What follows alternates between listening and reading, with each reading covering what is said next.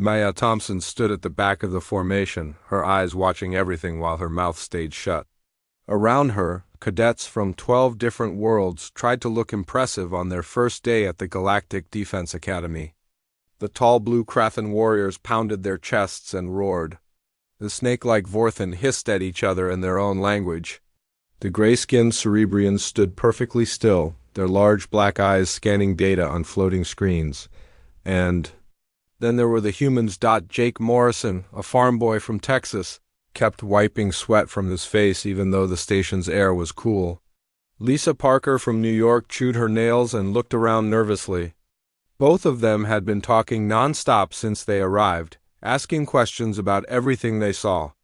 Maya had listened to their chatter for 3 days straight during the transport ship ride here. Now she just wanted quiet. Attention, meet. Bags! The voice boomed across the training deck like thunder. Every cadet snapped to attention as Drill Sergeant Zephyr walked into view. The Nixarian stood 8 feet tall, his crystalline skin catching the light like broken glass.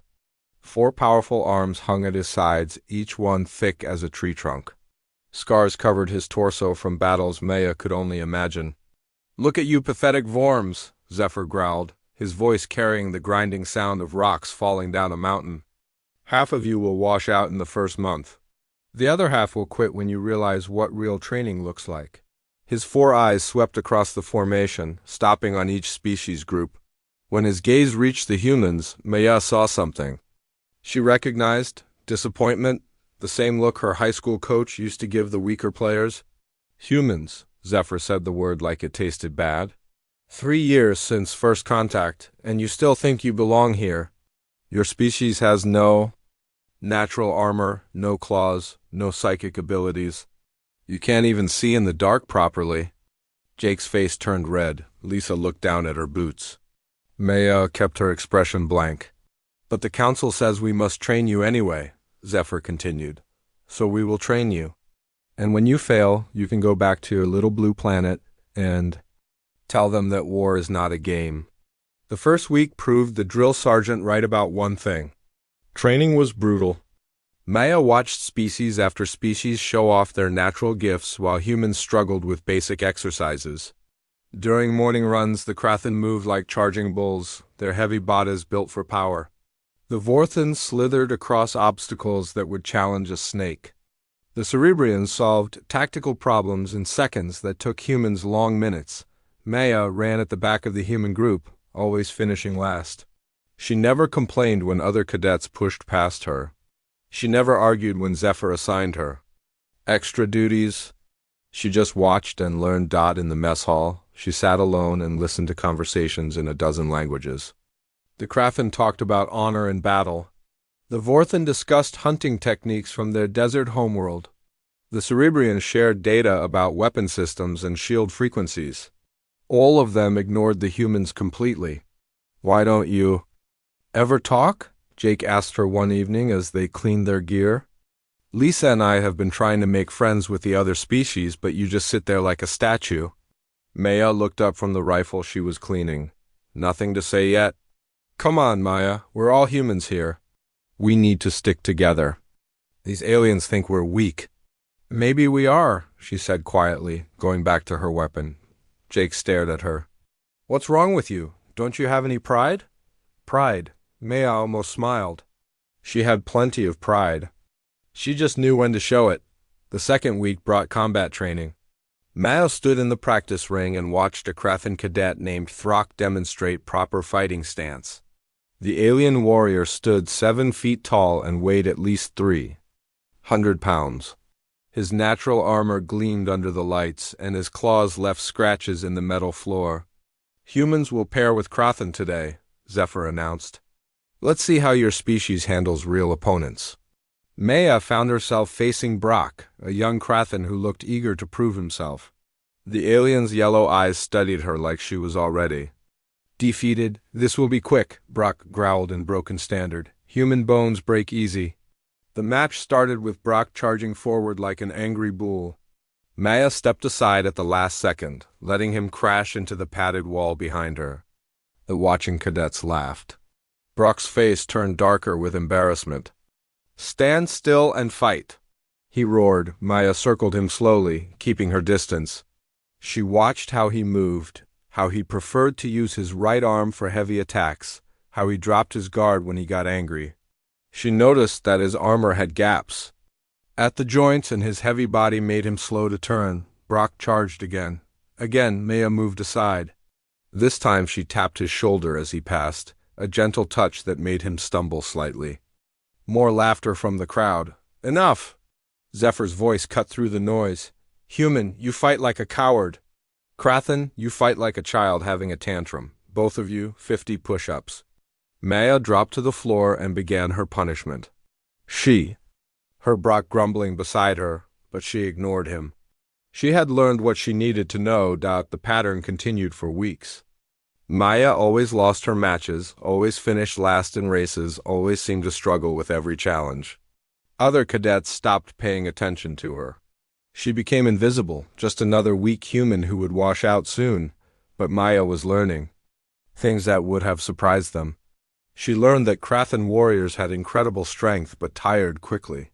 She learned that Vorthen could move through tight spaces but struggled with vertical climbs. She learned that Cerebrians could process information faster than any computer, but panicked under physical pressure. She learned that every species had strengths and weaknesses, and she learned that they all assumed humans were too weak to be worth studying. In the dormitory at night, Maya did extra exercises while her roommates slept. Push-ups, sit-ups, stretching routines she had learned years ago. She kept her movements quiet and small, never drawing attention to herself. To anyone watching, she would look like a struggling cadet trying to catch up. The truth was different. Maya had been lifting weights since she was 16.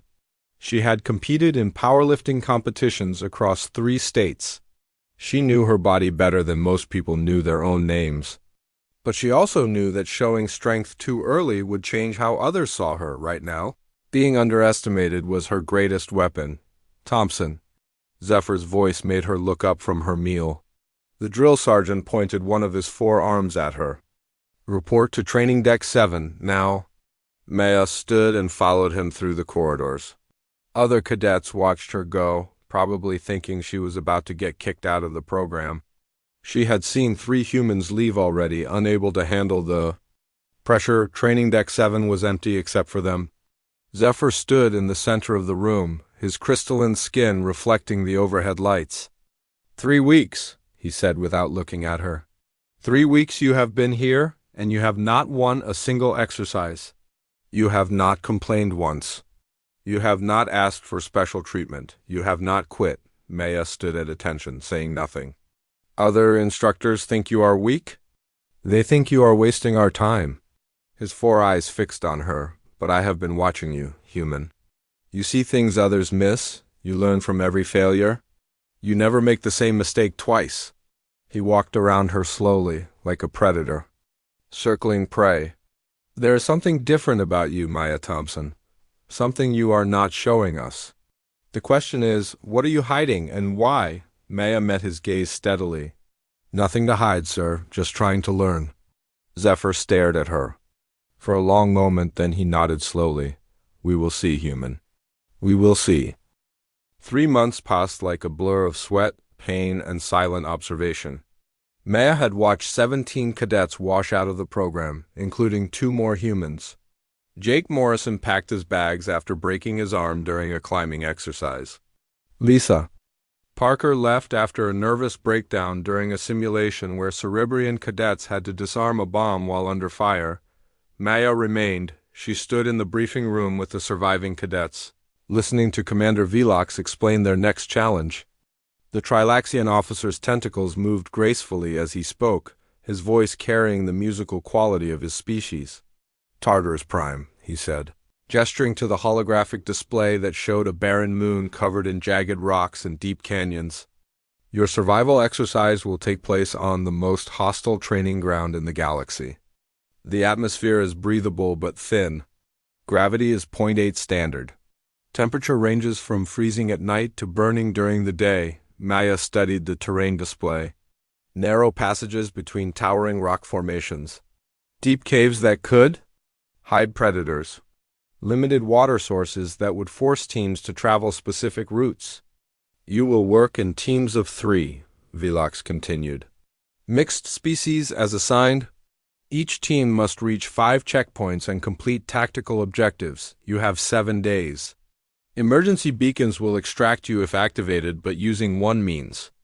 Automatic failure for your entire team. The hologram shifted to show the local wildlife. Maya's eyes widened slightly as she saw the creatures they might encounter. Spiked lizards the size of cars, flying predators with acid breath, and something called a Tartaran stalker that looked like a nightmare made of claws and teeth. These are not simulations, Velox said firmly. The dangers are real. Some of you may be injured. Some of you may die. If you are not prepared for this reality, leave now. Nobody moved. Team assignments, Velox announced. Team 7, Crix of the Vorthan Second Colony, Boulder of the Krathen Homeworld, and Maya Thompson of Earth. Maya felt her stomach drop. She knew both of her teammates by reputation. Crix was a skilled tracker but had a mean streak that made him unpopular with other cadets.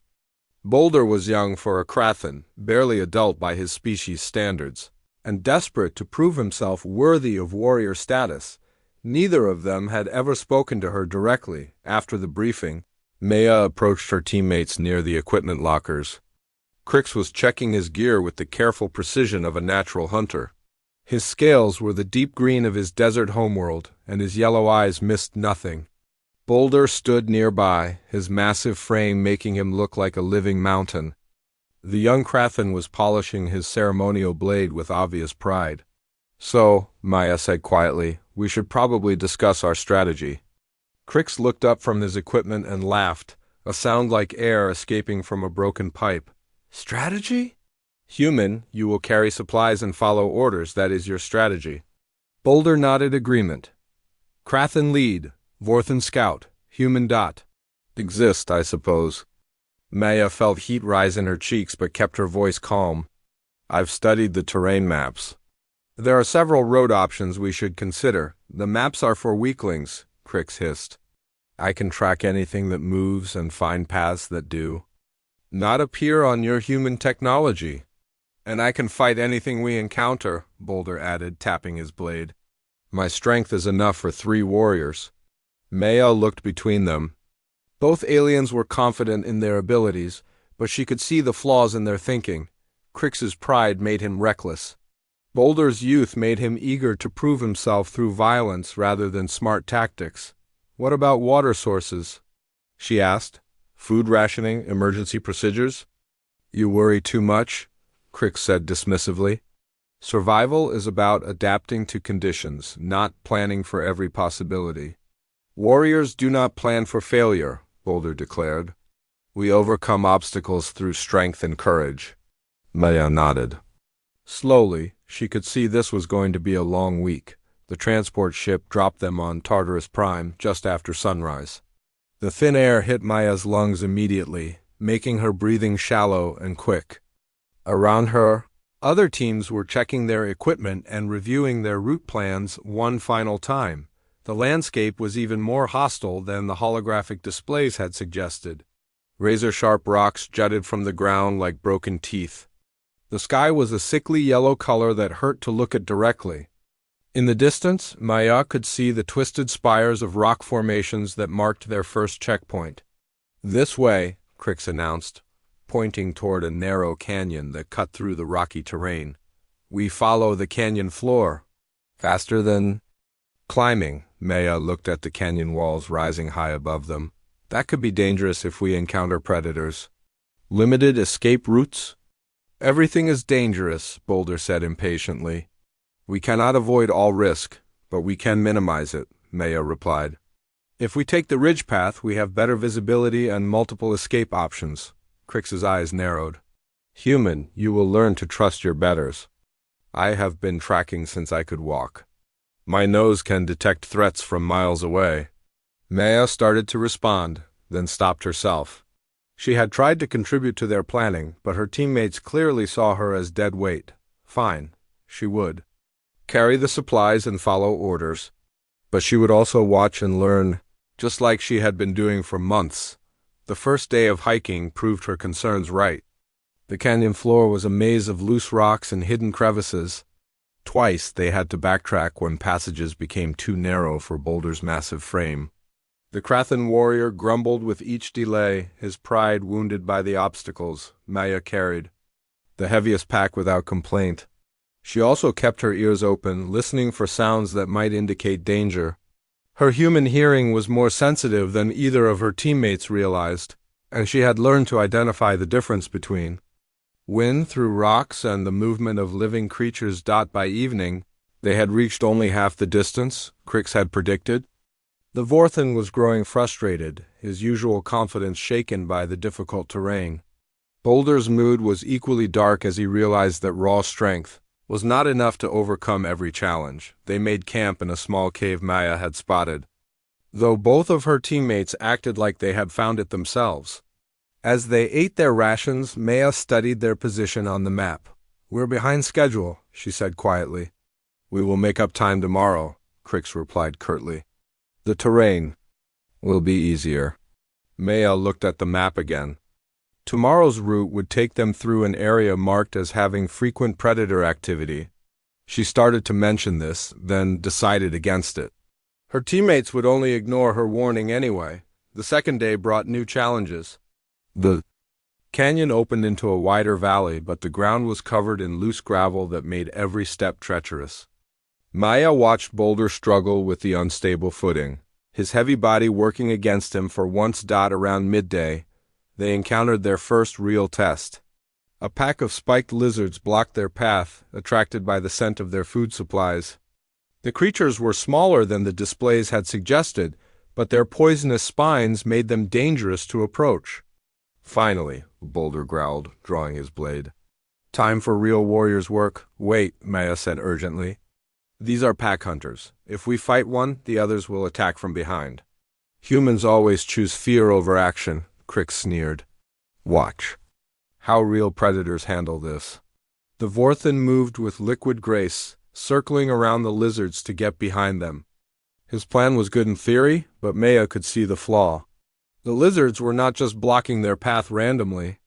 They were guarding something, probably a nest or feeding ground. Boulder charged forward with a roar that echoed off the canyon walls. The lizards scattered, but not in panic.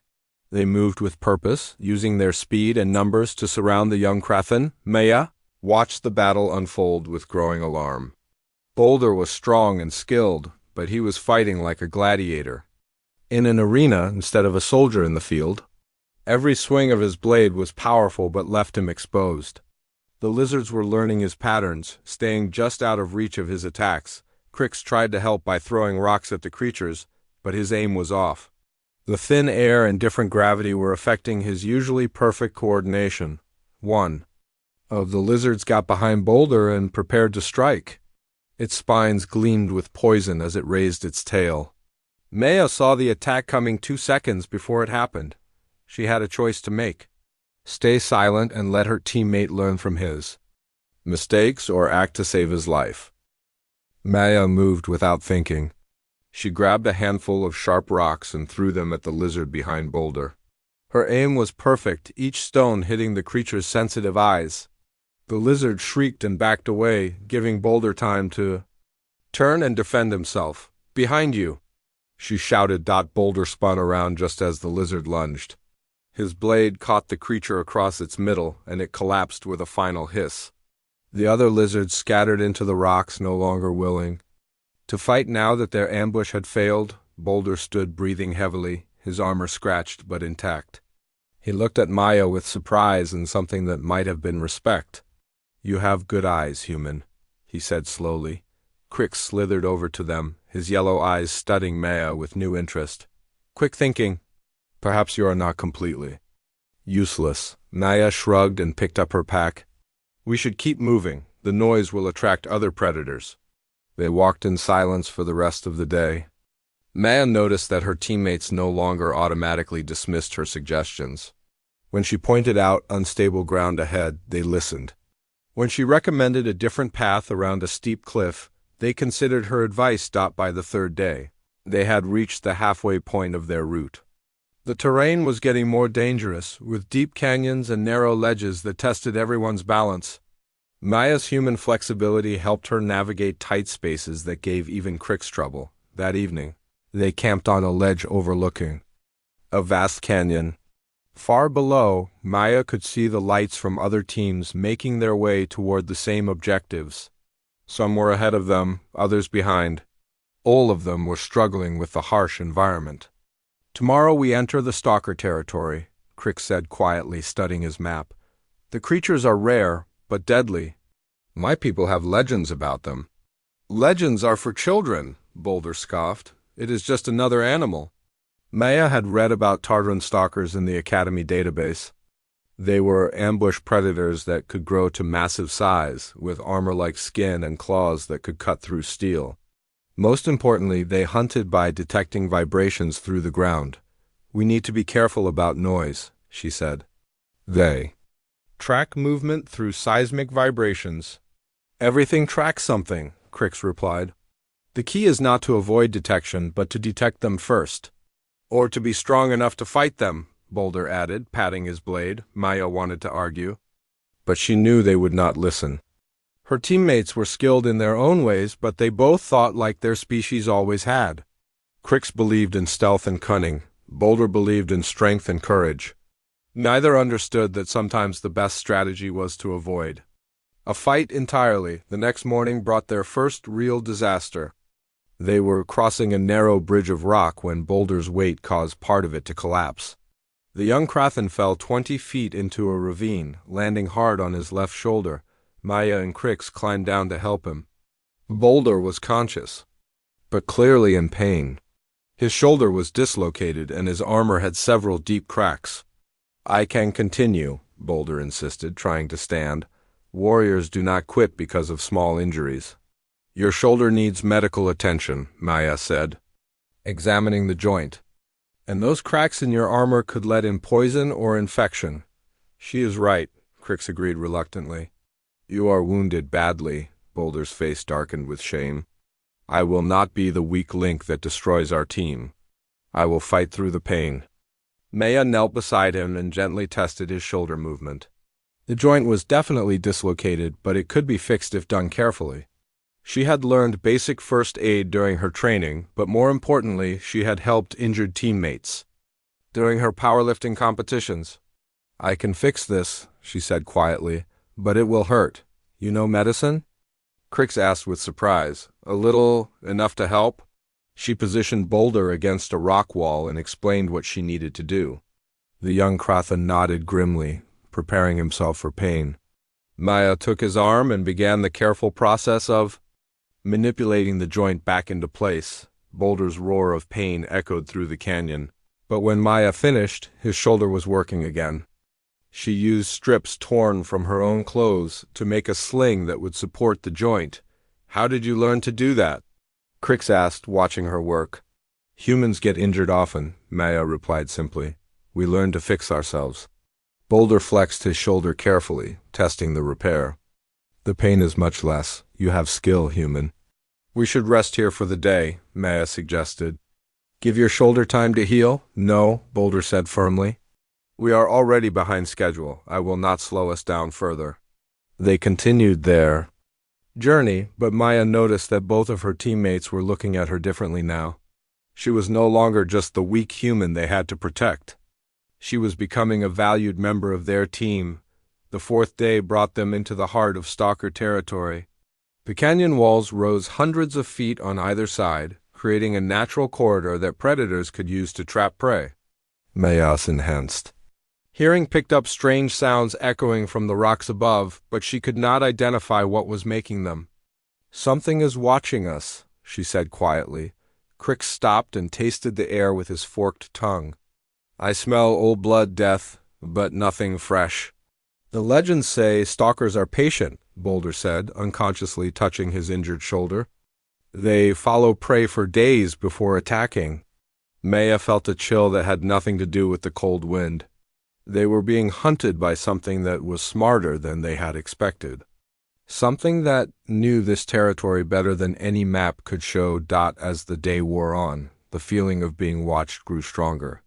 Maya found herself looking over her shoulder constantly, but she never saw anything.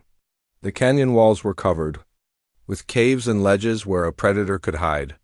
"We are being followed," Crix finally admitted. "Something large. It stays downwind, but I can catch traces of its scent." "How large?" Boulder asked, his good hand moving to his weapon. "Larger than anything we have seen so far."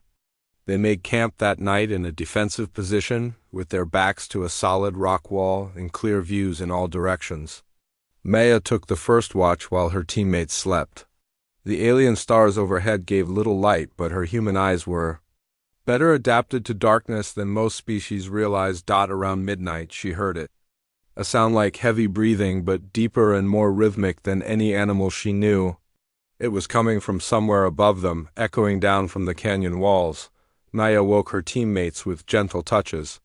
Both aliens came awake instantly, their warrior training taking over. "What is it?" Crix whispered. "Listen," Mia breathed. The sound came again, closer this time.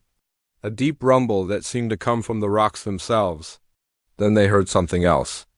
The scrape of claws on stone, and the sound of something very large moving through the darkness. "Stalker?" Boulder said grimly, drawing his blade as quietly as possible. "One of the big ones," Crix agreed, his voice tight with fear. Maya felt her heart racing, but her mind was clear. This was the moment she had been preparing for without knowing it. All her months of observation and learning were about to be tested. The creature appeared at the edge of their camp like a nightmare stepping out of the shadows. It was even larger than the database descriptions had suggested, standing nearly 12 feet tall at the shoulder. Its 6 legs moved with liquid grace, and its crystalline claws gleamed in the starlight. The Tartran stalker had found them. It studied them with alien intelligence, its multiple eyes reflecting the light of their small campfire. Maya could see it calculating, deciding which of them would be the easiest prey. The beast's attention focused on Boulder, probably because his injured shoulder made him seem weakened. The creature began to move forward, its massive body making no sound despite its size. Maya realized they had seconds before it attacked. "Run," she whispered urgently. "No," Boulder said firmly. "I will not flee like a coward." The stalker tensed, preparing to leap. Maya made a split-second decision that would change everything. Maya stepped forward. The movement was so sudden and unexpected that both Crix and Boulder froze in shock. The small human who had spent months being quiet and careful was walking directly toward a creature that could kill all 3 of them without effort. "Maya, no," Boulder whispered urgently. The stalker's multiple eyes fixed on her, confused by this strange behavior. Prey animals ran away or tried to hide. They did not approach predators. The creature's head tilted slightly, trying to understand what was happening. Maya kept walking. Her steps were measured and calm, like she was crossing a training room instead of facing a nightmare. But her eyes were studying everything about the beast, the way it moved, the structure of its armor, the joints where its crystalline shell met softer tissue. She had spent 3 months learning about alien anatomy in classes that most cadets found boring. She had memorized the weak points of dozens of species, always wondering if the knowledge would ever be useful. Now she knew. The stalker's confusion lasted only seconds. It decided this small creature was either very brave or very stupid. Either way, it would make an easy meal. The beast crouched low, preparing to leap. Maya saw the attack coming before it started. The creature's weight shifted to its back legs. Its claws extended fully. Its breathing changed rhythm. All the signs she had learned to read during months of combat training with alien species. When the stalker jumped, Maya was already moving. She rolled to the side with liquid grace, her human flexibility letting her move in ways that no Krathen or Vorthen could match. The creature's claws raked through empty air, where she had been standing a heartbeat before, but Maya was not running away. As the stalker landed, she sprang to her feet and moved closer to it. The beast tried to turn and follow her, but its massive size worked against it. It was built for power, not speed. Maya had learned something important during her months of losing fights to alien cadets. She had learned that size and strength meant nothing if you could not hit your target. She had learned that the biggest warriors often had the biggest blind spots. The stalker swiped at her with claws that could tear through armor like paper. Maya ducked under the attack and kept moving. She was not trying to hurt the creature yet. She was studying it, learning its patterns, finding its weaknesses. "What is she doing?" Crix whispered to Boulder. "I do not know," the young Krathen replied, "but she is not running." The stalker was getting frustrated. It had expected this fight to be over in seconds. Instead, the small human was making it look clumsy and slow. The beast roared with anger, a sound that shook loose rocks from the canyon walls. Maya felt the sound hit her like a physical blow. Her ears rang, and for a moment her vision blurred. But she did not stop moving. She could not stop. If she hesitated even for a second, the creature would kill her. The stalker tried a different approach. Instead of swiping with its claws, it brought its massive foreleg down like a hammer, trying to crush Maya against the ground. She rolled away at the last possible moment. Feeling the wind from the impact, the creature's leg hit the rock so hard that cracks spread outward from the impact point. Maya realized that raw strength alone would not be enough to defeat this monster. She needed to be smarter. She had noticed something during the fight. The stalker's crystalline armor was thickest on its back and sides, but thinner around the joints. There was a particular spot where the neck met the torso that looked almost vulnerable. If she could hit that exact location with enough force, she might be able to do real damage. But there was a problem. She was not strong enough to hurt the creature with her bare hands. She needed a weapon, and her standard combat knife would not penetrate the beast's armor. Maya's eyes swept the area around them, sharp rocks, loose gravel, the remains of their campfire, and then she saw it. A piece of metal debris from some long-ago crash half buried in the dirt. It was about the size of a spear point and looked heavy enough to punch through armor. The stalker lunged at her again, this time leading with its head in an attempt to bite her in half.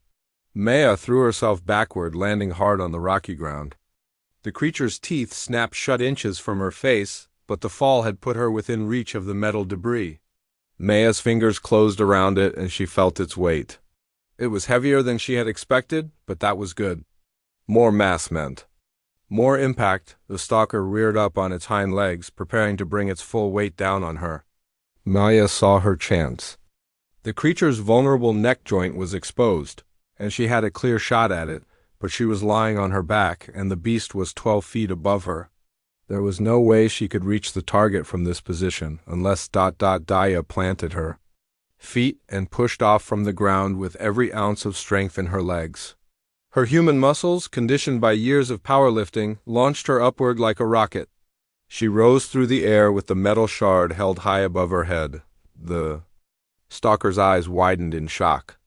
It had expected the human to crawl away in terror, not launch herself directly at its most vulnerable spot. The creature tried to twist away, but it was too late. Maya's improvised weapon punched through the soft tissue at the creature's neck joint. The beast's roar of pain was deafening, but Maya was not finished. She grabbed onto the protruding metal and used her weight to drive it deeper. The stalker thrashed wildly, trying to shake her off. Maya held on with grim determination, her hands cut and bleeding from the sharp edges of the metal. She could feel the creature's life force ebbing as the weapon found vital organs. Finally, the beast collapsed. Its massive body hit the ground with a crash that could be heard for miles. Maya rolled away from the falling creature, her clothes torn and her skin scratched. But alive, Crix and Boulder stared at her in complete silence. The small human who had seemed so weak was standing over the corpse of one of the galaxy's most dangerous predators. "How?" Crix whispered. Maya looked down at the dead stalker, then at her teammates. For months, she had hidden her true capabilities. She had let them think she was weak and helpless, but now the truth was out. "I have been watching," she said simply, "learning, waiting." "Waiting for what?" Boulder asked. "For the right moment to stop pretending." She walked over to their scattered equipment and began gathering their supplies. Her movements were different now, more confident. The quiet, careful human was gone, replaced by someone who moved like a natural predator. We should leave, she said. The noise will attract other creatures. Boulder hefted his pack onto his good shoulder, still staring at her. What else have you been hiding from us? Maya looked at him with a small smile. Humans are full of surprises. We have to be. On our world, the weak do not survive long enough to reproduce. But you seem so double quook, Crick started to say, then stopped. Weak? Maya finished. That was the idea. You cannot learn about your enemies if they know you are watching them. We are not your enemies, Boulder said firmly. No, Maya agreed. Not anymore, but for 3 months I did not know that. I had to be careful. As they walked away from the dead stalker, Maya felt a weight lift from her shoulders. She no longer had to pretend to be something she was not. She no longer had to hide her strength or her intelligence, but more importantly, she had gained something she had not expected. She had gained the respect of her teammates. And maybe, just maybe, she had gained their friendship as well. The rest of their journey would be different. They would face it together, as equals, as partners. Word spread through the academy faster than Maya had expected. By the time their transport ship docked at Kepler Station, half the cadets were waiting to see the human who had killed a Tartaran. Stalker with her bare hands, Maya walked down the ramp with Crix and Boulder beside her. The other cadets stared at her with mixtures of respect, fear, and curiosity. She was no longer the invisible human they had ignored for months.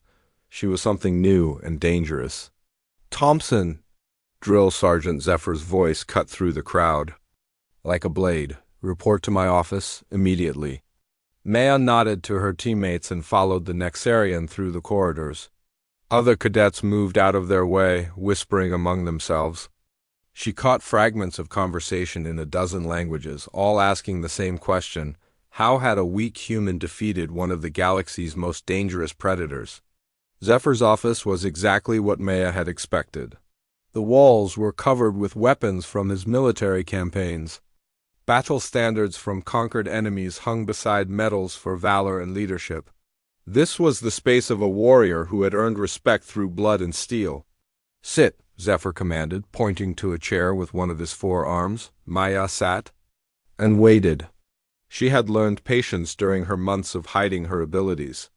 She could wait as long as necessary. Zephyr activated a holographic display that showed footage from their mission. Maya watched herself moving around the stalker, studying its attack patterns, finding its weaknesses. The recording captured every moment of the fight, from her initial approach to the creature's final collapse. Explain, Zephyr said simply. The stalker was an ambush predator, Maya began. It was built for overwhelming prey quickly, not for extended combat. I used its size and aggression against it. That is tactics, Zephyr replied. I want to know about the strength, about the speed, about the precision that let you hit a target the size of a coin while flying through the air. Maya met his crystalline eyes steadily. I've been lifting weights since I was 16 years old. On Earth, I competed in powerlifting competitions. I can deadlift 3 times my own body weight. And you hid this why? Because showing strength early would have changed how everyone saw me. They would have expected me to act like a Krathan warrior or a Vorthan hunter. Instead, they ignored me. That let me study them without interference. Zephyr leaned back in his chair, his forearms crossed in thought. You observed our cadets like they were enemy soldiers. I observed them like they were people I needed to understand. Every species here has different strengths and weaknesses. Every culture has different approaches to problem solving. I learned from all of them, including their mistakes. Especially their mistakes. Maya paused, choosing her words carefully. Boulder is strong and brave, but he thinks every problem can be solved with direct action. Crix is intelligent and adaptable, but his pride makes him underestimate opponents. Both of them are excellent warriors, but they have blind spots. And humans do not? Maya smiled slightly. Humans have plenty of blind spots. But we evolved differently than most species. On Earth, we were not the strongest or fastest predators. We survived by being smarter, by working together, by adapting to situations that would kill other creatures. Zephyr stood and walked to the window that overlooked the training grounds. Below them, cadets from a dozen worlds were practicing combat maneuvers. Maya could see the patterns now that she had never noticed before. Each species fought according to their evolutionary programming. Your teammates submitted reports about the mission, Zephyr said without turning around. They both recommended you for advanced leadership training. That was unexpected. Was it? You saved Boulder's life during the lizard attack. You treated his injured shoulder. You defeated a creature that should have killed all three of you. Why would they not respect you? Maya considered the question. Because most species measure worth through dominance displays. Humans measure worth through results. Interesting perspective. Zephyr turned back to face her. I have been training cadets for 20 years. I have seen warriors from every major species in the galaxy, but I have never seen anyone fight the way you did against that stalker. How do you mean? You were not trying to prove your strength or show your courage. You were solving a problem. The creature was in your way, so you removed it, efficiently, with minimal risk to your teammates. Maya nodded. That is how humans approach most conflicts. We analyze the situation, identify the optimal solution, and execute it. Even when the optimal solution involves launching yourself at a creature that weighs 4 times what you do. Especially. Then Zephyr laughed, a sound like crystals chiming in the wind. You have given me much to think about, Maya Thompson. Report to advanced tactical training tomorrow morning. You will be working with mixed species teams on complex scenarios. What kind of scenarios? The kind where different species must coordinate? Their abilities to achieve objectives that none of them could accomplish alone. Maya felt a spark of excitement. This was what she had been preparing for without knowing it. All her months of observation and learning were about to be put to practical use. As she left Zephyr's office, Maya found Crix and Boulder waiting in the corridor. Both aliens looked uncomfortable, like they had something important to say, but did not know how to begin. We wanted to apologize, Boulder said finally. We treated you poorly during the mission. You treated me like your species treated unfamiliar allies, Maya replied. That is understandable. No, Crix said firmly. We treated you like you were worthless. We were wrong. Maya looked at them both, seeing something she had not expected, genuine remorse. These were not political apologies designed to avoid punishment. They really felt bad about how they had acted. We learned from our mistakes, she said simply. All of us? Would you be willing to work with us again? Boulder asked. If we are assigned to the same team? Of course. We work well together? Because you make us work well together, Crix added. You see things we miss. You solve problems we do not even recognize. Maya felt a warmth in her chest that had nothing to do with pride or satisfaction. For the first time since arriving at the academy, she felt like she belonged here. Not as a human trying to prove herself to aliens, but as a member of a team, working toward common goals. There is something else, Boulder said hesitantly. The other Krathan cadets have been asking about human combat techniques. They want to know how you defeated the stalker. The Vorthan are curious too, Crix added. They have never seen prey behavior used as an offensive strategy, Maya considered this. During her months of hiding, she had learned that most alien species approached combat in predictable ways. They used their natural advantages and assumed their opponents would do the same. The idea of deliberately appearing weak to gain strategic advantage was foreign to them. I could teach them, she said slowly. But they would need to understand that human fighting techniques require patience. Most aliens prefer immediate action. Maybe that is something they need to learn, Boulder suggested. Maybe we all need to learn new approaches, Crix agreed. Maya nodded, already planning training scenarios in her mind. She could see how different species might work together if they understood each other's capabilities. Krathan strength combined with Vorthan stealth and human adaptability could create teams that were stronger than the sum of their parts. The galaxy was about to discover that cooperation was more powerful than any individual species had imagined, and Maya Thompson was going to teach them how to do it.